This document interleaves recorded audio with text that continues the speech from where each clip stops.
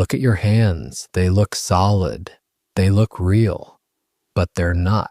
What you're experiencing right now is your brain's best guess about reality. You have never, not once in your entire life, experienced the world directly. Every sensation was assembled inside your skull by an organ that has never itself seen the light. This is not philosophy. This is neuroscience. And understanding it might be the most useful thing you ever do. By the time you consciously experience anything at all, it has already happened. You're always living slightly in the past. Your brain compensates by predicting the future and presenting the prediction as now. Remember the dress? Half the internet saw blue and black, half saw white and gold. Same image, same pixels, different realities. Not because some people were wrong, because their brains were making different assumptions and constructing different experiences from identical data. Your brain predicts that you should feel afraid based on context and prior experience, and then creates the emotion. The scary thing didn't cause the fear. The fear was constructed first, then projected onto the experience. Emotions are predictions, not readouts. Everything you believe about yourself is a prediction, not a fact. A working hypothesis about how things are. The most limiting beliefs are the ones that feel most obviously true, because the brain stopped checking.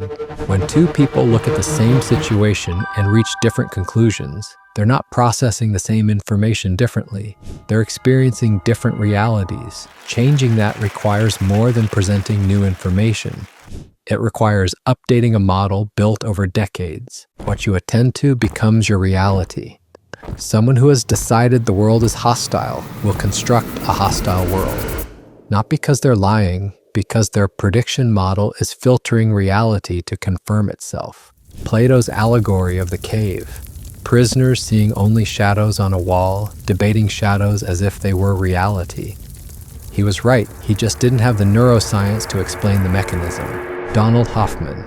Evolution did not select for accurate perception of reality. It selected for useful perception. Your perception is like a desktop interface. The icons don't look like the circuits underneath. They're useful, not accurate. We didn't evolve to see the truth. We evolved to survive. Anil Seth. We are all, always, hallucinating. The only difference between ordinary perception and hallucination is that ordinary perception is a hallucination confirmed by others. Beliefs don't change through argument. They change through experience that the existing model can't accommodate. You have to generate experiences that don't fit. For 1 week, keep a log of what you habitually notice.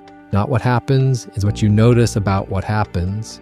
Awareness of the filter is already a change to the filter. Ritual, environment, priming. You're not just setting a mood. You're programming the system that generates your experience of reality. A morning ritual that primes focus will generate a different day than one that primes anxiety. You are not a passive observer of a fixed world. You're an active participant in the construction of your own, which means the world you experience tomorrow is not entirely determined by the world that exists today. It's also determined by what you choose to look at. A camera captures reality with perfect fidelity. It records. A photographer sees what matters. The camera is more accurate. The photographer is doing something more interesting. Your brain is a meaning-making machine, and the meanings it makes, love, beauty, purpose, grief, wonder, may be the most real things that exist. Empathy, art, meaning, none of these exist in objective reality. All of them exist in constructed ones. And they are, by any measure that matters, the most valuable things humans have ever produced.